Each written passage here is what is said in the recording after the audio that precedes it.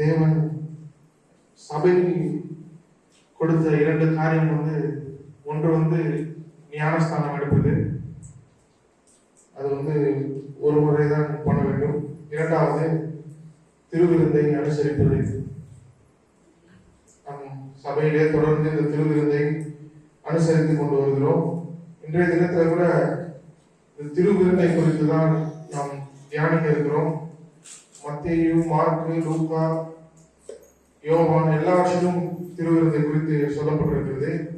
நாம் மார்க்கு 14ஆம் அதிகாரம் 22ஆம் வசனத்திலிருந்து 24ஆம் வசனம் வரைக்கும் வாசிக்கலாம்.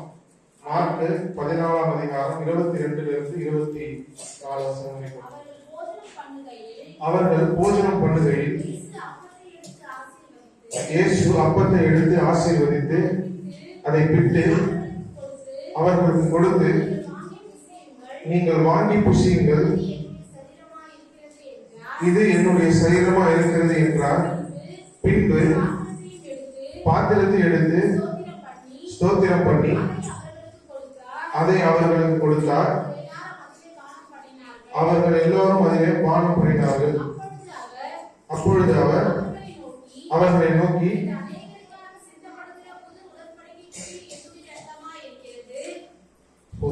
இது அநேகருக்காக சிந்தப்படுகிற புது உடன்படிக்கைக்குரிய என்னுடைய ரத்தமாய் இருக்கிறது என்றார். நீங்க யோசிக்கலாம், ரட்சிக்கப்பட்டதிலிருந்து என்ன பண்ற, திருவிருந்தை அனுசரித்துக் கொண்டிருக்கிறோம். இது குறித்து ஒரு செய்தி தேவையா என்று நீங்க யோசிக்கலாம்.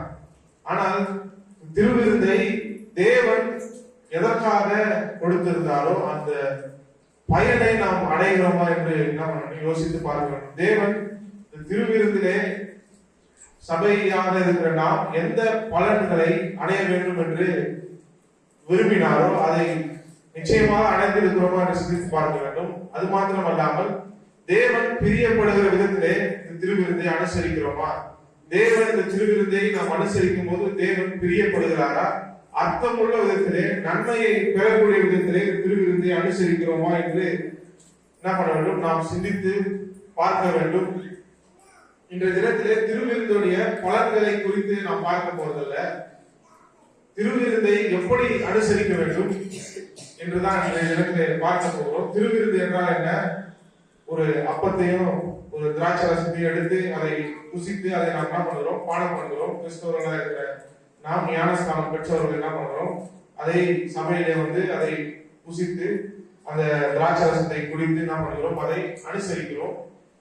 அதை நாம் அர்த்தமுள்ள விதத்திலே செய்கிறோமா என்று சிந்தித்து பார்க்க வேண்டும். முதலாவது அதை எப்படி செய்ய வேண்டும் என்று பார்ப்பதற்கு முன்பாக அது சிலர் என்ன பண்றாங்க, தவறாக அதை அனுசரிக்கிறார்கள். அந்த 2 காரியத்தை தவறாக எப்படி அனுசரிக்கிறார்கள் என்று பார்த்துவிட்டு பிற்பாடு அதை எப்படி அர்த்தமுள்ள விதத்திலே நாம் அனுசரிக்க வேண்டும் என்பதை குறித்து பார்க்க போகிறோம். முதலாவது, ஒரு கூட்ட ஜனங்கள் அந்த திருவிருந்தை எப்படி அனுசரிக்கிறார்கள் என்றால், அவங்க அந்த அப்பத்தை ஆசீர்வதித்து அந்த ரசத்தை ஆசீர்வதித்த பிற்பாடு அது உண்மையாகவே எழுத்தின்படியே அது இயேசுவின் ரத்தமாக மாறிவிடுகிறது, அது இயேசுவின் சரீரமாக மாறிவிடுகிறது என்று அவர்கள் என்ன பண்றாங்க? விசுவாசிக்கிறார்கள். அப்படி விசுவாசிப்பதனால என்ன பண்றாங்க? கிட்டத்தட்ட ஒரு பல ஆண்டு காலங்களாக அந்த ரத்தத்தை என்ன பண்ணாங்க? ஜனங்களுக்கு கொடுக்காம, அந்த யார் அந்த ஆராதனை நடத்துறாங்களோ அவங்க தான் என்ன பண்ணுவாங்க? அந்த ரத்தத்தை புசிப்பார்கள். ஏனென்றால் அது இயேசுவின் ரத்தமாகவே மாறிவிடுகிறது, அது இயேசுவின் சரீரமாகவே மாறிவிடுகிறது என்று விசுவாசிப்பதனால அந்த ரத்தத்தை அவங்க குடிக்கும் போது, அது கொடுக்கும் போது, அந்த திராட்சை ரசத்தை கொடுக்கும் போது அது கீழே சிந்திடுச்சுன்னா இயேசுவின் ரத்தத்துக்கே ஒரு அவமானத்தை, ஒரு அவமதிப்பை கொண்டு வந்து விட்டோம் என்று அவர்கள் நம்பினபடினாலே சில காலங்கள் என்ன பண்ணாங்க? ஜனங்களுக்கு அந்த அந்த ரசத்தையே என்ன பண்ண கொடுக்காம என்ன பண்ணாங்க? தவிர்த்து வந்தார்களாம். அப்பத்தை கூட என்ன பண்ணலாம்? ஜாக்கிரதையா கொடுத்துடலாம். ஆனா என்ன பண்ணாங்க? அந்த ரசத்தை கொடுக்காம என்ன பண்ணார்கள்? வந்தார்கள். அது மாத்திரம் அல்லாமல் அவங்களுடைய விசுவாசம் எப்படிப்பட்டதா இருக்கிறது என்றால், அந்த ரத்தத்தையும் அந்த அப்பத்தையும் புசிப்பதன் மூலமாகவே ஆட்டோமேட்டிக்கா என்ன ஆயிடுது? அவங்க பாவ மன்னிப்பு உண்டாகிறது. அவங்க விசுவாசிக்க தேவையில்லை. இந்த வார்த்தையை நான் வெளிப்படுத்த விரும்புறேன். எந்த வார்த்தை? ஆட்டோமேட்டிக்கா அவங்க எதுவுமே செய்ய தேவையில்லை. இந்த அப்பத்தை புசிப்பதினாலும் இந்த ரத்தத்தை குடிப்பதனாலும் ஆட்டோமேட்டிக்கா அவங்களுக்கு நன்மை உண்டாயிடுது. அவங்களுக்கு பாவ மன்னிப்பு உண்டாயிடுது. அவர்கள் என்ன பண்றாங்க, கடவுளோடு ஒரு ஐக்கியமாய் விடுகிறார்கள் இந்த திருவிருந்தின் மூலமாக என்று அவங்க என்ன பண்ணாங்க நம்ம ஆரம்பித்தார்கள். அது மாத்திரமல்லாமல் இதை தொடர் பலியாக செலுத்தி கொண்டு வருகிறார்கள். இயேசு எப்படி கல்வாரி சிலுவையிலே பலியிடப்பட்டாரோ அதே போல இந்த ரத்தம் இந்த சரீரம் ஒப்பாக இருக்கிறபடினாலே, இந்த திராட்சை ரசம் இந்த இயேசுவின் ரத்தத்துக்கு ஒப்பாக இருக்கிறபடினாலே அதை நம்ம அனுசரிக்கும் போது நிஜமாலே என்ன பண்றோம், நாம் ஒரு பலியை செலுத்துகிறோம் என்று என்ன பண்ணார்கள், அவர்கள் விசுவாசித்து வந்தார்கள். என்னுடைய ரட்சிப்புக்கே இந்த திருவிருந்து அவசியமாக இருக்கிறது. நான் இந்த திருவிருந்தை எடுப்பதன் மூலமாக இயேசுவோடு என்ன பண்றேன், ஐக்கியமா விடுகிறேன் என்று நம்ப ஆரம்பித்தார்கள். இது தவறான காரியம் தான். ஏன் இதை சொல்கிறேன் என்றால், திருவிருந்தை தேவன் எதற்கு கொடுத்தாரோ அதுக்கு மிஞ்சி என்ன பண்ணாங்க, அவங்க கொண்டு போய் விட்டார்கள். இந்த எண்ணம் தவறுதான். அநேகர் என்ன பண்றாங்க, இன்றைக்கும் இதை பின்பற்றி கொண்டு வருகிறார்கள். அதனாலதான் என்ன பண்ணாங்க, திருவிருந்து ஆராதனை என்னது கூட்டம் அதிகமா இருக்கும். திருவிருந்து இல்லாத ஆராதனை கூட்டம் அதிகமா இருக்குது. அவங்களுக்கு நம்ம ஒன்றாவது ஆராதிப்பதை காட்டிலும், வசனம் போதிக்கப்படுவதை காட்டிலும், சபையாக கூடி நாம் இருப்பதை காட்டிலும் திருவிருந்து ஆராதனை அவங்களுக்கு ரொம்ப முக்கியமானதா இருக்குது. நம்ம எதை விசுவாசிக்கிறோம், விசுவாசம் தேவையில்லை, நான் எதையும் நம்ப தேவையில்லை.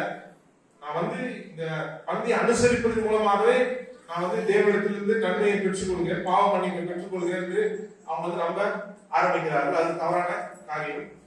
இரண்டாவது ஒரு ஜனங்கள் என்ன பண்றாங்க, அது திருவிற்கு முக்கியமே இல்லை, இதுல இருந்து ஒரு நன்மையும் உண்டாக போவதில்லை. முன்பு இருந்தவர்களே என்னது ஃபர்ஸ்ட் பார்த்ததே என்னது, ஓரளவுக்கு அவங்க கரெக்டாக தான் இருக்கிறாங்க, ஓரளவுக்கு அவங்க மேல் தான். ஏன் சொல்றேன்னா, திருவிருந்து ஆராதனையாச்சும் அவங்க வந்துருவாங்க. இரண்டாவது குரூப் என்னதுன்னா, அவங்க என்னது திருவிருந்துல ஒரு நன்மையும் இல்லாது, ஒரு நன்மையும் இல்லை, ஒரு பிரயோஜனமும் இல்லை என்று அப்படி விசுவாசிக்கிறவர்கள் அவங்க என்ன பண்ண மாட்டாங்க, அவங்க எதுக்கு வர மாட்டாங்க, கிறிஸ்துமஸ் நியூ இயர் தான் என்ன பண்ணுவாங்க, போவாரு. இந்த இரண்டு காரியமும் தவறுதான். ஆனா எது சரியான விசுவாசம், எது சரியான காரியம் என்றால், இது இந்த திராட்சை ரசத்தை என்ன பண்றோம், நம்ம ஒரு பேக்கரியில வாங்குறோம், பலர் என்ன பண்ணுவாங்க வாங்குவாங்க. இந்த பிரெட் என்ன பண்றோம், வெளியில தான் என்ன பண்றோம் வாங்குறோம். அதே கடையில் என்ன பண்ணுவோம், பலர் வாங்குவார்கள். ஆனாலும் இதை எடுத்துக்கொண்டு ஆசீர்வாதத்தின் மூலமாக இது தேவனுடைய சரீரத்திற்கும் இயேசு கிறிஸ்துவினுடைய ரத்தத்திற்கும் ஒரு அடையாளமாக இருக்கிறது. அல்லேலூயா. ஒரு நகைக்கடையில் என்ன இருக்கும், ஒரு ஆயிரக்கணக்கான மோதிரம் இருக்கும். ஆனா ஒரு மோதிரத்தை ஒரு திருமணத்திற்கு எடுக்கும் போது என்ன பண்றாங்க, அது அந்த திருமணத்திற்கே என்னது ஒரு அடையாளமாக மாறிவிடுகிறது. அதே போலதான் இந்த அப்பமும் ரசமும் நம்ம கடவுளோடு ஒரு ஐக்கியப்பட்டிருக்கிறதுக்கு ஒரு அடையாளமாக மாறிவிடுகிறதே தவிர, இதனாலே நமக்கு மிகப்பெரிய நன்மைகள் இருக்கிறது. ஆனாலும் இதை எடுக்கிறதுனாலே நமக்கு நன்மை உண்டாகிறதில்லை. இது விசுவாசத்தை தூண்டி விடுகிறதாக இருக்குது. எதற்காக எடுக்கிறோம், ஆதி அப்போஸ்தலத்துல இருக்கிற அந்த சீஷர்களை இருக்கிற நம்ம போய் கேட்க முடிஞ்சா கேட்டோம்னா அவங்க எது சொல்லுவாங்க, இந்த அப்பமும் ரத்தமும் எது குறிக்குது, தேவனுடைய இயேசுவினுடைய மரணத்தை தான் என்ன பண்ணுது, இந்த அப்பமும் ரத்தமும் குறிக்கிறது. அவங்க கிட்ட போய் கேட்டா சொல்லுவாங்க, எங்க வல்லமை இருக்குதுன்னு கேட்டால், கல்வாரி சிலுவையிலே இயேசு மரித்தாரே, அந்த மரணத்தில் தான் என்னது வல்லமை இருக்கிறதே தவிர இந்த அப்பத்திலே ரசத்திலே என்ன வல்லமை இல்லை. ஆனா இது என்ன பண்ணுது, இது என்னுடைய விசுவாசத்தை தூண்டி விடுகிறது, இந்த விசுவாசத்தை பெருக செய்கிறது. எப்படி என்றால், இந்த பூமியிலே நாம் வாழ்வதற்காக தேவன் 5 காரியங்களை கொடுத்திருக்கிறார். 5 சென்ஸ் என்ன பண்றாரு கொடுத்திருக்கிறார். பார்க்க முடியுது, கேட்க முடிகிறது, உணர்வு இருக்கிறது, ஒரு டேஸ்ட் என்ன பண்ணுது இருக்கிறது. ஆனா வேதம் சொல்லுகிறது, விசுவாசம் கேள்வினால் வரும், கேள்வி தேவனுடைய வார்த்தையை கேட்கிறதுனால வரும். தேவன் இந்த 5 புலன்களை வைத்து வாழக்கூடியாக நம்ம உண்டாக்கவில்லை. அதை காட்டிலும் மேன்மையான ஒரு காரியம் இருந்தது. விசுவாச கண்களாலே நாம் பார்த்து, விசுவாசத்தினாலே நாம் பிழைக்க வேண்டும், விசுவாசத்தினாலே வாழ வேண்டும் என்று என்ன பண்ணுகிறார், தேவன் நம்மை உண்டாக்கி இருக்கிறார். ஆனாலும் இந்த திருவிருந்து எப்படிப்பட்டதா இருக்கிறது என்றால், தேவன் என்ன பண்றாரு, கொஞ்சம் இறங்கி என்ன பண்றாரு, இந்த திருவிருந்தை நமக்காக ஆயத்தப்படுத்தி கொடுத்திருக்கிறார். ஏனென்றால் இந்த பிரெட்டுக்கு என்னது ஒரே டேஸ்ட் இருக்குது, ஒரு ஸ்மெல் இருக்குது. இந்த ரத்தத்திற்கு, அந்த திராட்சை ரசத்திற்கு என்ன ஒரே சுவை இருக்குது. அதை எடுத்து என்ன பண்றோம், அந்த சிவப்பு நிறத்தை என்ன பண்றோம் பார்க்கிறோம். அதை என்ன பண்றோம், அந்த பிரெட் என்ன பண்றோம் பிக்கிறோம். அதை என்ன பண்றோம் வாயில போட்டு டேஸ்ட் பண்றோம். அதெல்லாம் பண்றதுனால நமக்கு என்ன உண்டாகுது, ஒரு விசுவாசம் உண்டாகுது. இந்த ரத்தம் இதே போல ஒரு ரத்தம் நம்ம என்ன பண்றோம், பிரெட்டை பிக்கும் போது இயேசுவின் சரீரம் எனக்காக பிற்கப்பட்டிருக்கிறது. இதே போல ஒரு ரத்தம் எனக்காக சிந்தப்பட்டிருக்கிறது என்று ஒரு விசுவாசத்தை எனக்குள்ளாக தூண்டி விடுகிறது. அந்த விசுவாசத்தின் மூலமாக தேவனிடத்திலிருந்து பல நன்மைகளை என்ன பண்ண முடியும், நம்மால் பெற்றுக்கொள்ள முடியும். இந்த அப்பமும் ரசமும் இல்லாமலே விசுவாசத்தின் மூலமாக தேவனிடத்திலிருந்து எல்லா நன்மைகளையும் என்ன பண்ண முடியும், நம்மால் பெற்றுக்கொள்ள முடியும். ஆனால் இந்த அப்பமும் ரசமும் எனக்கு அந்த விசுவாசத்தை எனக்கு சுலபமாக மாற்றி விடுகிறது. சுலபமா என்ன பண்ண முடியுது, நான் பார்த்து என்னால் விசுவாசிக்க முடிகிறது. இயேசு எனக்காக மரித்திருக்கிறார், கடைசி சொட்டு ரத்தம் வரைக்கும் எனக்காக சிந்திருக்கிறார், அவருடைய சரீரம் எனக்காக பிற்கப்பட்டிருக்கிறது, அதனாலே எனக்கு நன்மை உண்டாயிருக்கிறது என்று என்னால் சுலபமாக என்ன பண்ண முடியுது, விசுவாசிக்க முடிகிறது, என்னால் உணர முடிகிறது. அதற்காக தான் என்ன பண்ணுகிறார், தேவனுடைய திருவிருந்தை நமக்காக ஆயத்தப்படுத்தி கொடுத்திருக்கிறார். அல்லேலூயா. திருவிருந்தை தேவன் எதற்காக கொடுத்திருக்கிறார் என்றால் அவருடைய மரணத்திற்கு ஒரு அடையாளமாக இருக்கிறது. அவருடைய சிந்தப்பட்ட ரத்தத்திற்கு இது ஒரு அடையாளமாக இருக்கிறது. அல்லேலூயா. அப்படின்னா ஒரு டயட் இருக்குன்னு வச்சுக்கோங்க, ஒரு ஆகாரம் இருக்குன்னு வச்சுக்கோங்க, அது என்னது எல்லாமே எல்லாத்தையும் சாப்பிடுறது மிகவும் முக்கியம். ஒரு 4-5 வருஷத்துக்கு முன்னாடி பேலியோ டயட் ஒன்று வந்தது.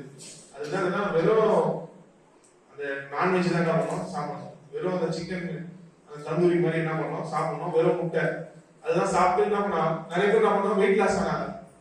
ஆனா சில நாள் என்ன பண்ணாது பிரச்சனை வர ஆரம்பிச்சது.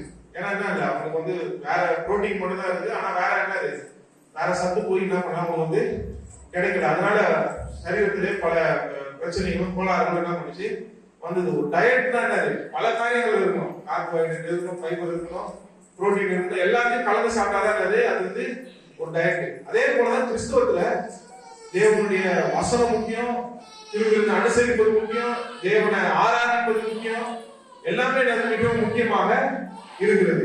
அதனால ஒன்றை மாத்திரம் மிகவும் முக்கியம், திருவிருந்து தான் மிகவும் முக்கியம் அப்படின்ட்டு என்ன பண்ணலாம், அதை எடுத்துக்கொண்டு தேவன் அதை உயர்த்தாத விதத்தில் என்ன பண்ணக்கூடாது, நாம் உயர்த்த கூடாது. அல்லேலூயா. தேவனுடைய வார்த்தை போதிக்கப்படுவது முக்கியமா இல்லைன்னா திருவிருந்து முக்கியமா, கம்பேர் என்ன பண்ணவே கூடாது. ஆனா ஒரு சிலர் என்ன பண்றாங்க, மனதுல இந்த மாதிரி கம்பேர் பண்ணி வச்சுக்கிறாங்க, அப்புறம் திருவிருந்து தான் முக்கியம் வச்சுக்கிறாங்க. ஆனா நான் சொல்லுகிறேன், வசனம் போதிக்கப்படுவதுதான் மிகவும் முக்கியம். ஒரு வசனம் போதிக்கப்படாமல் ஒரு கிறிஸ்தவனால என்ன பண்ண முடியாது, ஒரு ஆவிக்குரிய ரீதியிலே வளர்ச்சி அடையவே முடியாது. தேவனுடைய வார்த்தை சொல்லுகிறது, ஆண்டவரே உங்களுடைய வசனத்தினாலே உங்களுடைய வார்த்தையினாலே எங்களை பரிசுத்தமாகும், உங்களுடைய வார்த்தையே உங்களுடைய வசனமே சத்தியமா இருக்கிறது என்று வேதம் சொல்லுகிறது. அவருடைய வார்த்தையை கேட்பதனால ஒரு விசுவாசி பரிசுத்தமாகவே மாற முடியும். ஒரு விசுவாசி வளர வேண்டும் என்றால், ஆவிக்குரிய வாழ்க்கையில வளர வேண்டும் என்றால் தேவனுடைய வார்த்தை இல்லாமல் என்ன பண்ண முடியாது, வளர முடியாது. யாரோ ஒருத்தர் பிரசங்கம் பண்ணி கேட்டுதான் என்ன பண்ணுகிறோம், நாம் ரட்சிக்கப்பட்டு இருக்கிறோம். வார்த்தை மூலமாக என்ன பண்ணிக்கிறோம், நாம் ரட்சிக்கப்பட்டு இருக்கிறோம். வார்த்தையின் மூலமாக தான் தேவன் என்ன பண்ணார், இந்த உலகத்தை உண்டாக்குறார். தேவனுடைய சர்வ வல்லமையுள்ள வார்த்தையினால இந்த உலகத்தை தேவன் தன்னுடைய வல்லமையுள்ள வார்த்தையினால என்ன பண்ணார், தாங்கிக் கொண்டு இருக்கிறார் என்று வேதம் என்ன பண்ணுறது நமக்கு போதிக்கிறது. தேவனுடைய வார்த்தைகள் மிகவும் முக்கியம். இயேசு சில வார்த்தைகள் இந்த திருவிருந்தை குறித்து பேசவில்லை என்றால் திருவிருந்தை இப்போது இருந்திருக்காரு. அல்லேலூயா. தேவனுடைய வார்த்தை போதிக்கப்படுவதும், தேவனுடைய வார்த்தையை நீங்க படிப்பதும், அதை கேட்பதும், அதை விசுவாசிப்பதும் மிகவும் முக்கியமாக இருக்கிறது. அல்லேலூயா. எல்லாவற்றையும் காட்டிலும் அதுதான் மிகவும் முக்கியம். தேவனுடைய வார்த்தை, தேவன் உங்களோடு பேசுவது மிகவும் முக்கியம். நீங்க தேவனுடைய வார்த்தையை ஜெபிப்பது, நான் தேவனோடு பேசுவது. ஆனா இந்த தேவனுடைய வார்த்தை, தேவன் நம்மோடு பேசி இருக்கிறார். நான் ஒரு அற்பமான ஒரு மனிதனா இருக்கலாம், ஆனா இந்த வார்த்தை என்னுடைய வாயிலிருந்து வரும்பொழுது நிச்சயமாக அது ஒரு வாழ்க்கையில பெரிய விடுதலையும் பெரிய மாற்றத்தையும் சுகத்தையும் உண்டாகும். ஏனென்றால் அது தேவனுடைய வார்த்தையாக இருக்கிறது. வேதம் சொல்லுகிறது, தேவனுடைய வார்த்தை ஜீவனும் வல்லமை உள்ளதாக இருக்கிறது. தேவனுடைய வார்த்தை ஜீவனும் வல்லமை உள்ளதாக இருக்கிறது. தேவனுடைய வார்த்தையிலே ஜீவன் இருக்கிறது, தேவனுடைய வார்த்தையிலே வல்லமை இருக்கிறது, அது நம்மை விடுதலையாகக்கூடியதா இருக்கிறது. ஹல்லேலூயா. திருவிருந்து முக்கியமா தேவனுடைய வார்த்தை முக்கியமா பார்த்தா தேவனுடைய வார்த்தை தான் ரொம்ப முக்கியம். ஆனா திருவிருந்து அது முக்கியம். தேவன் இயேசு என்ன பண்றார், அதை நாம் அனுசரிக்க வேண்டும் என்று என்ன பண்ணுகிறார், வைத்து இருக்கிறார். ஹல்லேலூயா. திருவிருந்துடைய நோக்கம் என்ன என்பதை குறித்து பார்க்க வேண்டும். திருவிருந்துடைய நோக்கம் என்ன? திருவிருந்தை குறித்து அநேகமாக 1 கொரிந்தியர் 11ஆம் அதிகாரத்தில் தான் நம்ம நாம் சபையில கூட அதுதான் நம்ம வாசிப்போம். அதுல 25ஆம் 26ஆம் வசனத்திலே வாசிக்கலாம். 25 1 கொரிந்தியர் 11ஆம் அதிகாரம் 25ஆம் வசனம். போஜனம் பண்ணின பின்பு அவர் அந்தபடியே பாத்திரத்தை எடுத்து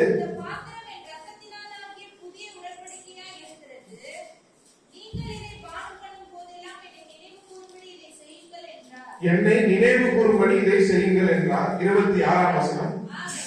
ஆகையால் நீங்கள் இந்த அப்பத்தை புசித்து இந்த பாத்திரத்தில் பானம் பண்ணும் போதெல்லாம் கர்த்தர் வருமானமும் அவருடைய மரணத்தை தெரிவிக்கிறீர்கள்.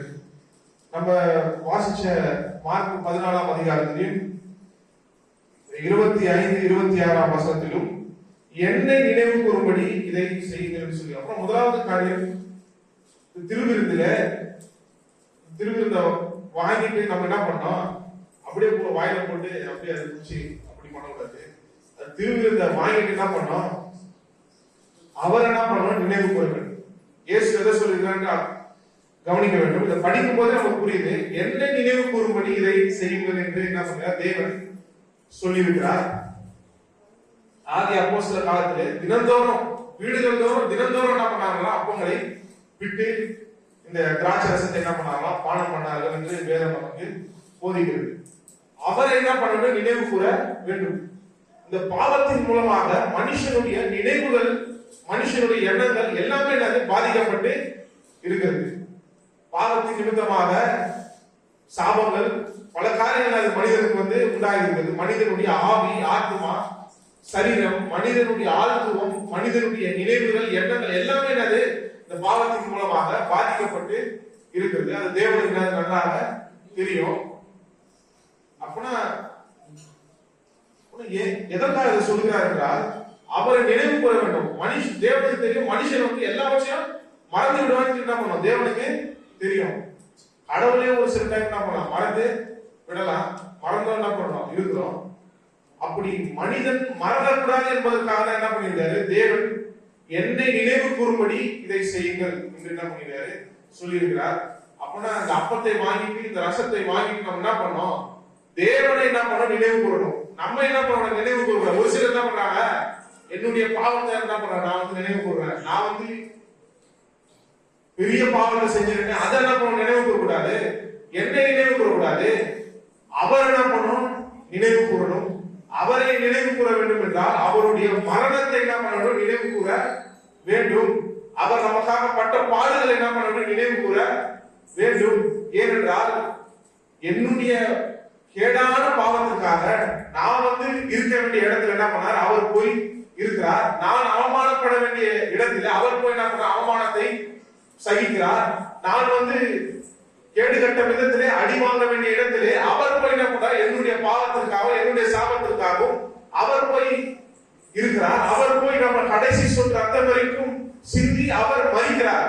இதை என்ன பண்ண, நினைவு கூற வேண்டும். இதை நினைவு கூறும் போது அவர் அப்பழுங்கற்ற விதத்திலே வாழ்ந்து, அவர் நீதிமானாய் வாழ்ந்து, அவர் தேவனுக்கு முன்பாக சன்மார்க்கராய் உத்தமராய் வாழ்ந்து, அந்த நீதி என்ன பண்ணுது, எனக்கு கிடைக்குது, எனக்கு ஆசீர்வாதம் உண்டாகுது, எனக்கு நன்மை உண்டாகுது. ஹல்லேலூயா. டிரான்ஸ்ஃபர் என்ன பண்ணுது, நடக்குது. ஹல்லேலூயா. இதோட நிறுத்திடக்கூடாது. நம்முடைய பாவம் அவருக்கு போய் கிடைக்குது, நம்முடைய சாபம் அவருக்கு போய் கிடைக்குது, அதோட நிறுத்திடக்கூடாது. அவருடைய நீதி, அவருடைய ஆசீர்வாதம் நமக்கு உண்டாகுது. அவருக்கு கிடைக்க வேண்டிய தேவனுடைய கிருபை நமக்கு கிடைக்கிறது. அவருக்கு கிடைக்க வேண்டிய சுகம் நமக்கு கிடைக்குது. அர்த்தமுள்ள விதத்தில் என்ன பண்ணணும், நினைவு கூற வேண்டும். இதை அப்படி ஆழமான விதத்தில் என்ன பண்ணணும், நினைவு கூற வேண்டும். ஹல்லேலூயா. நம்முடைய ஆக்ஷனே என்ன பண்ணணும், இதை வந்து கண்ட்ரோல் பண்ணணும். அந்த விதத்தில் என்ன பண்ண வேண்டும், இந்த தேவனை நினைவு கூற வேண்டும், கர்த்தரை நினைவு கூற வேண்டும். பழைய ஏற்பாடு நாம் பார்த்தோம் என்றால் அநேக வசனங்கள் என்ன பண்ணுது இருக்கிறது. தேவனாகிய கர்த்தரை நினைவு கூறுவாயாக. அவர் என்ன பண்ண நினைவு கூறு, அவர் என்ன பண்ண அவர் செய்த உபகாரங்கள் என்ன பண்ணாத மறக்காத. அவர் என்ன பண்ண நினைவு கூறு. சங்கீதக்காரர் சொல்லுகிறார், ஆத்துமாவே கர்த்தரை ஸ்தோத்திரி, அவர் செய்த சகல உபகாரங்கள் என்ன பண்ணாத மறக்காத. அவரே என்ன பண்ண அவருக்குள்ளாக சொல்லுகிறார். ஆனா தேவனுடைய நன்மைகளை நினைவு கூற வேண்டும். இஸ்ரவேல் ஜனங்களும் அடிமையில இருந்து என்ன பண்றாங்க, அவர்கள் வந்து கானான் தேசத்துக்கு என்ன பண்றார்கள் போகிறார்கள். அப்பொழுது என்ன பண்றாரு, தேவன் சொல்கிறார், நீ வந்து அங்க போய் ஒரு சொந்த நிலம் உண்டாயிருக்கும் போதும் நீ வந்து நல்ல வீடு கட்டி நல்ல விளைய வச்சு நீ உண்ணும் பொழுது என்ன பண்ணும், என்னை நினைவு கூறு. உன்னுடைய கையை வைத்து ஒரு வேலை செய்து ஒரு சம்பாதித்து நீ வந்து கிடைக்கும் போது என்ன பண்ணும், நீ என்னை நினைவு கூறணும். ஏனென்றால் நீ வந்து என்ன பண்ண எகிப்து தேசத்துல அடிமைப்பட்டு இருந்த, நான் என்ன பண்ணேன் உன்னை வந்து விடுதலை ஆகிறேன்.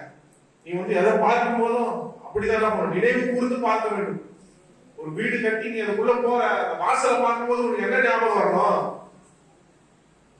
எகிப்துல வந்து அந்த வாசல்ல போய் என்ன பண்ண அந்த ஆட்டுடைய ரத்தத்தை தெளித்து அந்த வீட்டுக்குள்ள இருக்கும்போது என்னாச்சு, அவங்க வந்து பாதுகாப்பு உண்டாச்சு, அவங்க வீட்டுல என்ன மரணம் உண்டாகவில்லை. அப்ப தேவன் என்ன பண்ண நினைவு கூற வேண்டும் என்று விரும்புகிறார். அர்த்தமுள்ள விதத்தில் என்ன பண்ண வேண்டும், நினைவு கூற வேண்டும். ஒரு நம்பிக்கையோடு என்ன பண்ண வேண்டும், நினைவு கூற வேண்டும். ஹல்லேலூயா. ஜனவரி மாசம் ஒரு 27ஆம் தேதி வந்து பைக் வந்து என்ன பண்ண கிளீன் பண்ணிட்டு இருக்கேன். அப்போ வந்து செயின் ஸ்ப்ரே அடிக்கும்னு சொல்லிட்டு அந்த செயின் ஸ்ப்ரே ஃபர்ஸ்ட் கியர் போட்டு செயின் சுத்தினே இருக்கும்போது என்ன பண்ண செயின் ஸ்ப்ரே அடிச்சுட்டு லைட்டா குறைச்சிருந்தேன். அப்படியே அந்த துணி அப்படியே அந்த செயின்ல போய் மாட்டி அப்படியே விரல் வந்து அப்படியே லைட்டா அப்படியே நசுக்கிடுச்சு. இப்போது வரைக்கும் என்ன ஆகுது, அந்த நினைவு வரும்போது என்ன ஆச்சுன்னா அப்படியே வந்து ஒரு மாதிரி பயமா தான் இருக்கும். அதுக்கு பிற்பாடுல இருந்து செயின் ஸ்ப்ரே என்ன பண்றது இல்லை, அடிக்கிறது இல்லை. போய் மெக்கானிக் ஷெட்ல விட்டு என்ன பண்ணிடுறாங்க, செயின் ஸ்ப்ரே அடிச்சுக்கிறேன். இல்லைன்னா என் தம்பியை வச்சு என்ன பண்றேன், செயின் ஸ்ப்ரே அடிச்சுக்கிறேன். இல்ல செயின் ஸ்ப்ரே சவுண்ட் வந்தாலும் செயின் ஸ்ப்ரே அடிக்காம என்ன பண்றேன் ஓட்டிடுறேன். அந்த நினைவு வந்தாலும் என்ன ஆகுது, என்னுடைய ஆக்ஷன் என்ன பண்ணுது, கண்ட்ரோல் பண்ணுது. ஒரு தவறான செயலை என்ன பண்றேன் நான் வந்து செஞ்சது நிமித்தமாக அந்த நினைவு வரும்போது என்ன பண்ணுது, என்னோட ஆக்ஷன் என்ன பண்ணுது, கண்ட்ரோல் பண்ணுது. இது வந்து நெகட்டிவ் எக்ஸாம்பிள். ஒரு சில டைம் சோர்வா போயிட்டு இருக்கும்போது ஒரு கார் முன்னாடி எழுதிய வசனத்தை பார்த்து வந்து எனக்கு வந்து உற்சாகம் வருது. ஒரு சில டைம் வந்து சோர்வா இருக்கும்போது மாடிக்கு போய் வானத்தையும் அப்படியே சுத்தி பார்க்கும்போது தேவன் இவ்வளவு பெரிய உலகத்தை இவ்வளவு பிரம்மாண்டமா உண்டாக்கி இருக்கிறாரு, அவர் எனக்காக எல்லாமே செய்திருக்கிறாரு. அதை பார்க்கும்போது எனக்கு என்ன உண்டாகுது, அதை பார்க்கும்போது விசுவாசம் உண்டாகுது. ஹல்லேலூயா. ஆனா தேவன் வந்து ஏதோ சன் ஆஃப் காட் படம் வந்து அதை பார்த்து நம்ம வந்து இருக்க வேண்டும், ஏதோ ஒரு படத்தை பார்த்து ஏதோ பெயிண்டிங்கை பார்த்து நம்ம வந்து விசுவாசிக்க வேண்டும் என்று உண்டாகவில்லை. இந்த திருவிருந்து என்ன பண்ணணும், நினைவு கூற வேண்டும். திருவிருந்தை வாங்கி புசிக்கும் பொழுது, அதை வாங்கி குடிக்கும் பொழுது அவர் என்ன பண்ணணும், நினைவு கூற வேண்டும். திருவிருந்து என்ன பண்ணணும், அர்த்தமுள்ள விதத்துல இது வந்து நமக்கு வந்து பிரயோஜனமுள்ள விதத்துல என்ன பண்ண வேண்டும், திருவிருந்தை அனுசரிக்க வேண்டும். திருவிருந்தை அனுசரிக்கும் போது அவரோட மரணத்தை என்ன பண்ண நினைவு கூற வேண்டும். அந்த மரணத்தின் மூலமாக நம்ம வெற்றி உண்டாக வேண்டும். வசனத்தை பார்ப்பதை காட்டிலும் பெயிண்டிங்கை பார்ப்பதை காட்டிலும் இந்த திருவிருந்தை நம்ம அனுசரிக்கும் பொழுது அவரோட மரணத்தை நினைவு கூறும் போது அது என்ன உண்டாகுது, நமக்கு மிகப்பெரிய வாழ்க்கையிலே வெற்றியை உண்டாகுது. ஹல்லேலூயா.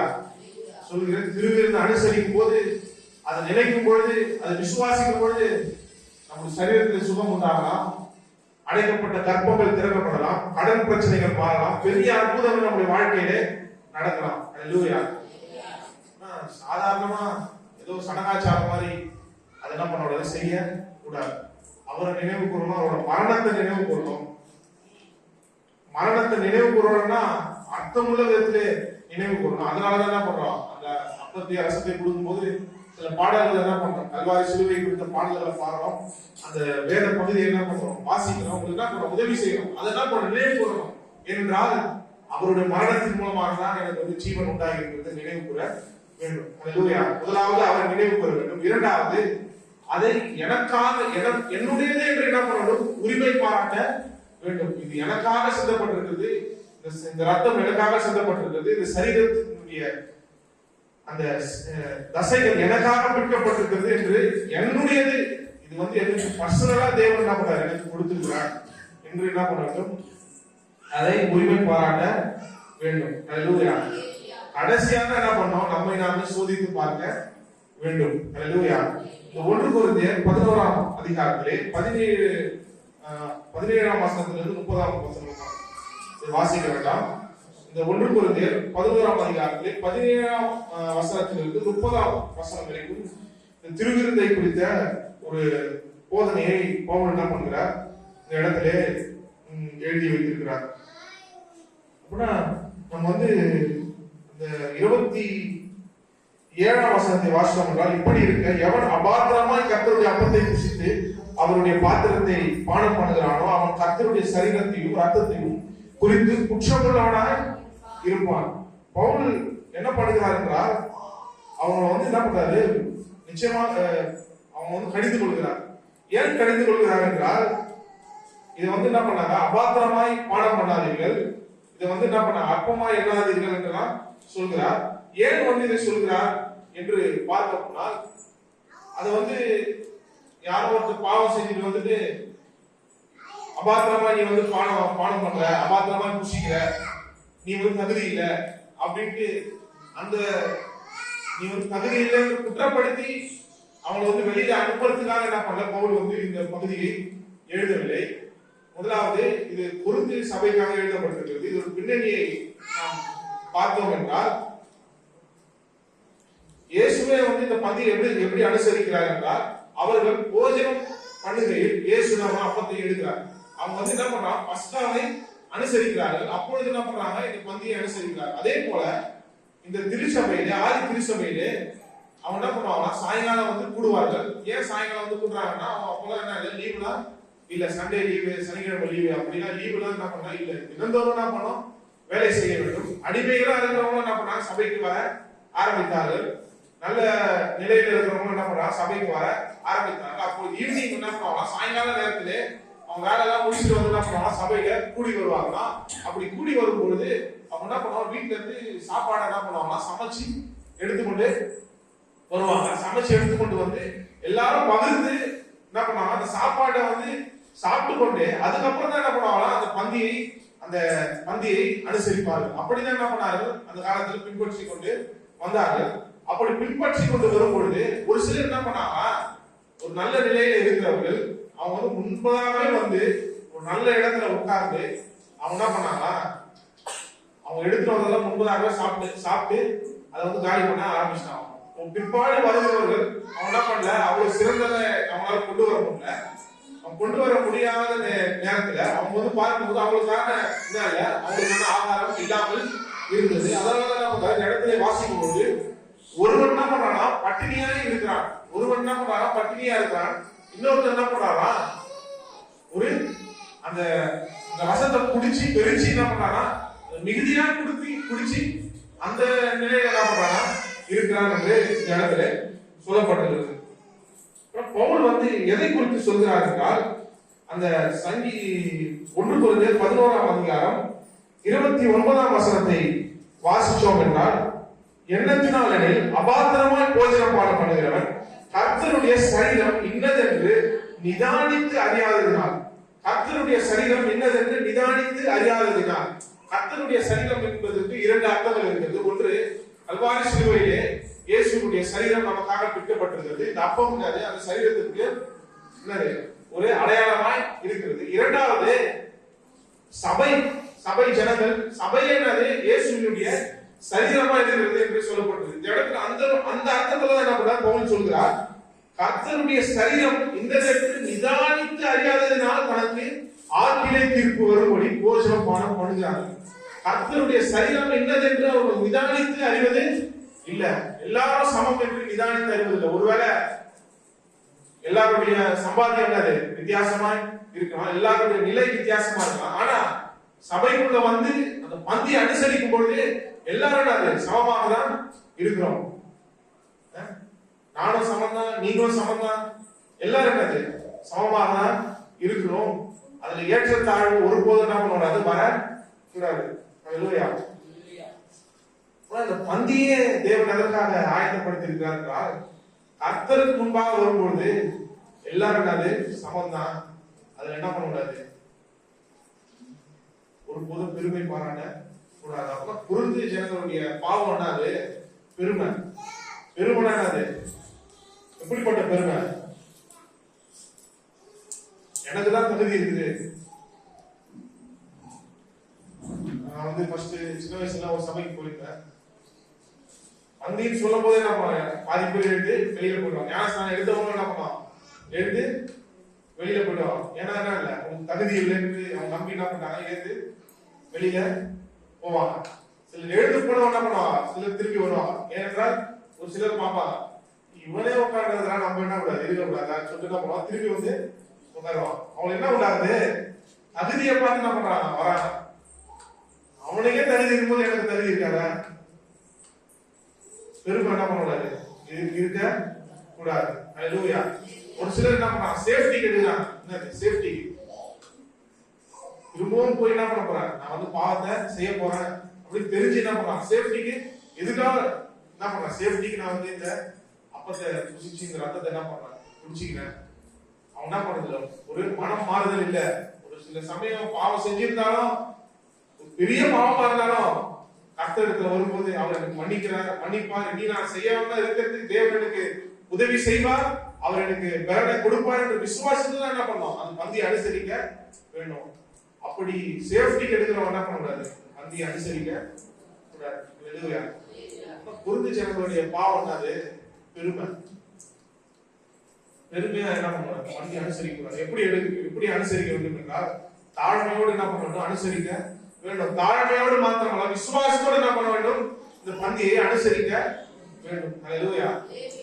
கடவுள் கர்த்தருக்கு முன்பாக வந்து என்ன பண்ணணும், தாழ்மையோடு விசுவாசத்தோடு என்ன பண்ணணும், இந்த பந்தியை அனுசரிக்க வேண்டும். பெருமையோடு என்ன பண்ணக்கூடாது, இந்த பந்தியை அனுசரிக்க கூடாது. நம்பிக்கையோடு என்ன பண்ண வேண்டும், இந்த பந்தியை அனுசரிக்க வேண்டும். ஏனென்றால் என்னுடைய நம்பிக்கை என்னுடைய நீதி நிமித்தமாக அல்ல, சிந்தப்பட்ட இயேசுவின் ரத்தத்தின் நிமித்தமாக என் தகுதி உண்டாயிருக்கிறது. அல்லேலூயா. ஒருபோதும் நம்ம தகுதியை வைத்துக் கொண்டு என்ன பண்ணக்கூடாது, நான் வந்து பரிசுத்தமா வாழ்ந்தேன், நான் வந்து என்ன பண்ணேன், ஒரு தவறு செய்யல என்று நம்முடைய தகுதியை வைத்து ஒருபோதும் என்ன பண்ணக்கூடாது, கடவுள் கிட்ட வர கூடாது, வரவும் முடியாது. எப்படி வர வேண்டும், தாழ்மையோடு என்ன பண்ணணும், விசுவாசத்தோடு என்ன பண்ணணும். அந்த ரத்தத்தின் மீது தாழ்மை மாத்திரம் போதாது, இந்த ரத்தத்தை புசித்து, இந்த அப்பத்தை புசித்து இந்த ரத்தத்தை குடிக்கும் போது எனக்கு என்ன உண்டாகுது, பாவ மன்னிப்பு உண்டாகுது. நான் அதை விசுவாசிக்கிறேன், தேவனுடைய வார்த்தையை விசுவாசிக்கிறேன், என்னோட சரீரத்திலே சுகம் உண்டாகுது என்று என்ன பண்ண, அதை விசுவாசிக்கிறேன். நான் வந்து பெரிய பாவம் செஞ்சிருக்கலாம், பெரிய தவறு செஞ்சிருக்கலாம், ஆனா இதை வந்து புசித்து இதை நான் குடித்து நான் வந்து இருக்கும்போது விசுவாசத்தோடு இதை செய்யும் போது தேவன் என்ன பண்றாரு, இந்த பாவத்தை மேற்கொள்ள எனக்கு பலனை தருகிறார், எனக்கு வெற்றி அடைய தேவன் என்ன பண்றார், கிருபை செய்கிறார். விசுவாசத்தோடு ஒரு நம்பிக்கையோடு என்ன பண்ண வேண்டும், இந்த பந்தியை அனுசரிக்க வேண்டும். அல்லேலூயா. விசுவாசத்தோடு அனுசரிக்க வேண்டும். அது என்ன பண்ணுது, நமக்கு வந்து பலனை உண்டாகும். அல்லேலூயா.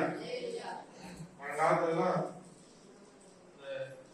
மிருகத்துடைய ரத்தத்தை என்ன பண்ணுவாங்களாம், அது குடிச்சு என்ன பண்ணுவாங்களாம், குடிப்பாங்க. ஏனென்றால் அவங்களுக்கு என்ன, அது ஒரு நம்பிக்கை இருக்குதான். என்ன நம்பிக்கைன்னா, அந்த மிருகத்தினுடைய பலன் என்ன பண்ணுவோம், அவங்களுக்கு வந்துருமா. அல்லேலூயா. நம்ம வந்து அது மாதிரிலாம் பண்ணவே கூடாது. ரத்தத்தை என்ன பண்ணக்கூடாது, புசிய கூடாதுன்னு தேவனுடைய வார்த்தை சொல்லுகிறது. ஆனா இந்த ஒரு அடையாளத்தை நம்ம வந்து அதை பின்பற்றோம். இந்த ரத்தத்தை வந்து நம்ம உயர்த்தி இதை குடிக்கும் போது எப்படி குடிக்கணும், இயேசுடைய ஜீவனையை என்ன பண்ணுகிறோம், நாம் உட்கொள்கிறோம். அல்லேலூயா.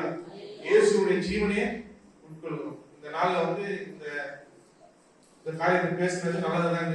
நம்ம இந்த தினத்துல என்ன பண்ணுறோம், நம்ம வந்து பந்தியை அனுசரிக்க போகிற அர்த்தம் உள்ள விதத்தில் என்ன பண்ணணும், அனுசரிக்க வேண்டும். பல நன்மைகள் என்ன பண்ணுது இந்த பந்தியில இருக்கிறது. அந்த நன்மைகள் எல்லாம் நான் பெற்றுக்கொள்ள வேண்டும் என்று தான் நம்ம தேவன் இதை அனுசரித்து வைத்திருக்கிறார். தினந்தோறும் என்ன பண்ண வேண்டும், தினந்தோறும் இல்ல, நமக்கு வந்து சில சபைகள்லாம் என்ன பண்றாங்க, வாரந்தோறும் என்ன பண்றாங்க, இந்த பந்தியை ஜனங்களுக்கு கொடுக்கிறார்கள். நம்ம வந்து மாதத்துல ஒரு முதல் வாரமோ இரண்டாம் வாரமோ என்ன பண்றோம், இந்த பந்தியை அனுசரிக்கிறோம்.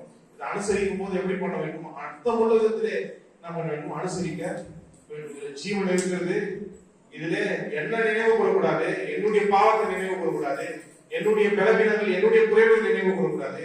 அவ்வாறு சிலுவையிலே இயேசு எனக்காக மரித்திருக்கிறார், அவர் எனக்காக ரத்தம் சிந்திருக்கிறார், அதை நினைவு கூர்ந்து அப்படிதான் நம்ம வேண்டும் இந்த பந்தியை அனுசரிக்க வேண்டும். அல்லேலூயா, அல்லேலூயா.